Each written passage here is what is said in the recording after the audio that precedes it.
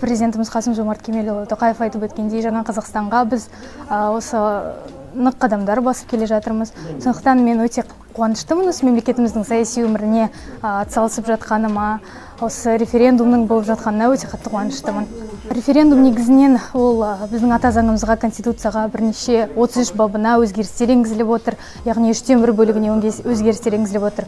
Бізде 1995 жылдан бері 27 жылда бірде-бір референдум болмаған, және де менің ойымша бұл жаңа Қазақстанға жасап отырған ең маңызды қадамдарымыздың бірі деп есептеймін. Себебі осы президентіміз елге құлақ асатын, өз елін тыңдайтын мемлекет болғалы жатырмыз. Яғни біздің ойымызбен санасып, біз заңнамаға көңіліміз тола ма, соны сұрап жатыр. Мен өте қатты қуаныштымын.